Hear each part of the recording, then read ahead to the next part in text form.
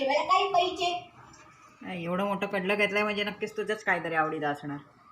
बरोबर आहे. तुला क्रिस्पी क्रिस्पी असं चमचमीत काय खायला पाहिजे? काय देशील तू? तुला काय पाहिजे? तर सोयाबीन चिली. चलो तो अभी इतना बड़ा तो कढ़ाई ले लिया है, तो अभी हम रेसिपी को स्टार्ट करते हैं. चलो. आज आपण करणार आहोत सोयाबीन चिली आणि त्याच्यासाठी लागणारं जे साहित्य आहे ते आपण आता इथे पाहणार आहोत. वेगवेगळ्या प्रकारचे जे साहित्य असतात ते मार्केटमध्ये अवेलेबल असतात. आता ज्या वेळेला तुम्ही सॉसेस वापरता त्यावेळेला सुद्धा चिंग्सचा किंवा हिलरचा सॉस चांगला असतो, म्हणजे चिली सॉस, सोया सॉस, त्याच्यानंतर जे वेगवेगळ्या प्रकारचे सॉसेस असतात, त्याच्यानंतर चिंग्सची शेजवान चटणी आपण या ठिकाणी वापरणार आहोत.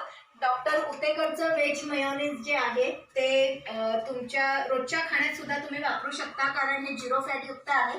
म्हणजे तुम्ही काही सॅलड करत असाल किंवा मक्याचं सॅलड करत असाल किंवा हे असे जे पदार्थ असतात त्याच्यामध्ये मेयोनीज तुम्ही जरूर टाकू शकता. त्याने काही कुठलंही तुमचं फॅट वाढत नाही. इथे आपण प्रथम जे सोयाबीन आहेत ते पाण्यात असे छान उकळवून घेतलेले आहेत. त्यानंतर मार्केटमध्ये तुम्हाला व्हेज मंचुरियनचा मसाला मिळतो, चिंग्सचा. ग्रेव्ही बनवता त्यावेळेला त्याच्यात तो टाकायचा असतो, पूर्ण नाही वापरायचा, अर्धा वगैरे टाकू शकता तुम्ही. इथे आता तुम्ही ज्या वेळेला डॉमिनोजचे पिझ्झा ऑर्डर करता त्यावेळेला तुम्हाला त्याच्यात चिली फ्लेक्स आणि ऑर्गेनो फ्लेक्सची पाकिटं मिळतात. ते टाकून न देता त्याचा तुम्ही रियूज करू शकता, की जेणेकरून आपण जे असे इंडो चायनीज पदार्थ आपण ज्या वेळेला बनवतो त्यावेळेला त्याचा वापर आपण त्या ठिकाणी करू शकतो. त्याच्यानंतर इथं बारीक चिरलेली कोथिंबीर घेतलेली आहे आणि थोडीशी स्टाईलमध्ये मिरची चिरली आहे, क्रॉस कटिंग केलेली आहे. इथे आपण कांद्याची पात चिरून घेतलेली आहे, बारीक चिरलेला लसूण आहे, भोपळी मिरची आहे, गाजर आहे आणि एक कांदा घेतलेला आहे मध्यम आकाराचं. हे सगळं कापून घ्यायचं. त्याच्यानंतर हे लिंबू पाणी आहे चवीनुसार टाकण्यासाठी आणि याच्यात soya sauce, chilli sauce, mayonnaise हे आपण सगळं असं एकत्र करून इथे सॉस बनवून घेतलेला आहे. सुरुवात करते.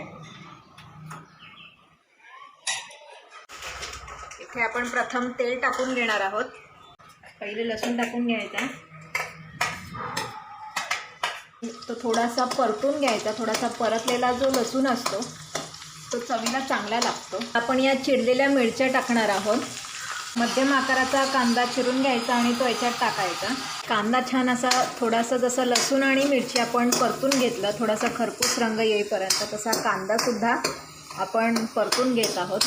त्यात कोणत्याही प्रकारचं म्हणजे आपण जे सुरुवातीला आपण फोडणीला हळद, हिंग वगैरे जे टाकतो ते ज्या वेळेला आपण व्हेज चिली किंवा मंचुरियन चिली किंवा सोयाबीन चिली किंवा पनीर चिली असे पदार्थ करतो त्यावेळेला टाकत नाही. पहिल्यांदा लसूण, मिरची आणि कांदा परतून घेतात आणि त्याच्यानंतर जे सॉसेस असतात त्याचं एक मिश्रण करून ते त्याच्यात टाकतात. मोठा चमचा जो आहे त्याने आपण 2 चमचे सॉस टाकून घेणार आहोत. ते उरलेलं असतं ते नंतरच्या वरच्या सर्विंगसाठी थोडंसं ठेवून द्यायचं. आता आपण कांद्याची पात टाकणार आहोत.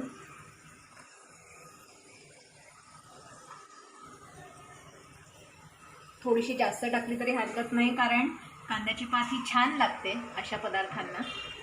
आणि थोडीशी आपण वगळून ठेवणार आहोत, कारण ज्यावेळेला आपण डिश सर्व करतो किंवा प्रत्येकजण त्यांच्या डिशवर घालून खाऊ शकतो. याच्यासाठी तुम्हाला जर जास्त तिखट किंवा जास्त स्पायसी आवडत असेल तर त्याच्यानुसार तुम्ही शेजवान चटणी टाकू शकता. कारण सुरुवातीला 2 ते 3 चमचे जर टाकले तर नंतर तुम्हाला परत वरनं काही टाकण्याची गरज उरत नाही. अशा रेसिपीज तुम्ही पटकन करून खाऊ शकता. सगळं जर तुम्ही याच्यात सिस्टमॅटिकली टाकलं तर ही रेसिपी अतिशय उत्तम लागते. अगदी लहानांपासून मोठ्यांपर्यंत सगळेजण घरात हे खाऊ शकतात. आणि जास्त तेलकट, तुपकट या गोष्टींचा यामध्ये वापर करायचा नाही. सगळं प्रमाणात टाकलं तर काही होत नाही. तर हा जो चिंग्सचा व्हेज मंचुरियन मसाला आहे तो आपण थोडं टाकून घेणार आहोत. आता हे छान ग्रेव्हीचं जे मिश्रण आहे ते असं एकदा मिक्स करून घ्यायचं. व्हेज मंचुरियन मसाला टाकल्यानंतर उकळी फुटलेली आहे आणि आता आपण गाजर टाकून घेणार आहोत बारीक चिरलेलं. तुम्ही मध्यम आकाराचं सुद्धा चिरू कापू शकता.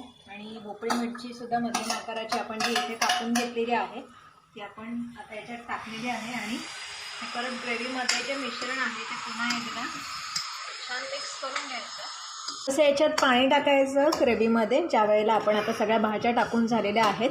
सो ते व्यवस्थित मिश्रण एकत्र होतं. आता याला छान उकळी फुटलेली आहे. आता याच्यात आपण चिली फ्लेक्स हे जे मी तुम्हाला मगाशी सांगितलं त्याच्याप्रमाणे 2 ते 3 पाकिटं याची टाकू शकता.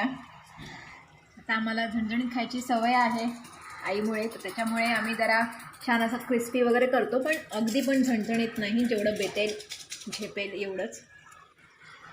आता आपण यात 1 चमचा लिंबू पाणी टाकणार आहोत. छान मस्त चव येते. लिंबू पाणी, थोडंसं दही असेल तर तुम्ही दही टाकू शकता किंवा दुधाचा वापर करू शकता.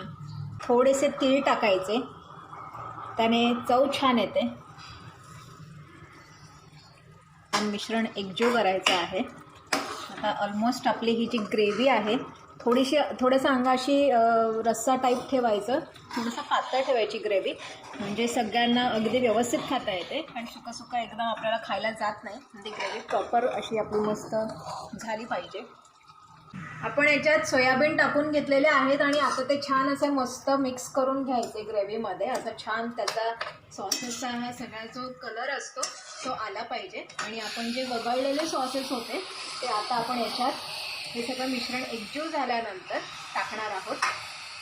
जे उरलेले सॉसेस आहेत ते याच्यात आपण आता टाकून देणार आहोत. थोडीशी याला उकळी फुटू द्यायची आणि थोडंसं आपण हे जे सोयाबीनचं वगळलेलं पाणी असतं ते आपण किंचितसं टाकणार आहोत. सगळंच संपायचं नाही, एकदा पळीने आपण हलवून घेणार आहोत.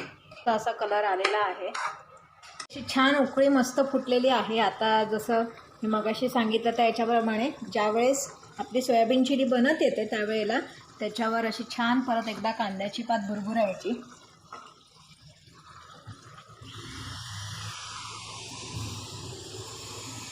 कोथिंबीरसुद्धा थोडी आपण टाकून घेणार आहोत.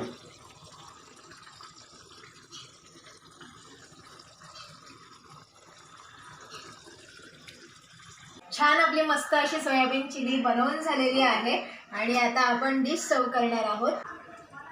डिशमध्ये काढणार आहोत.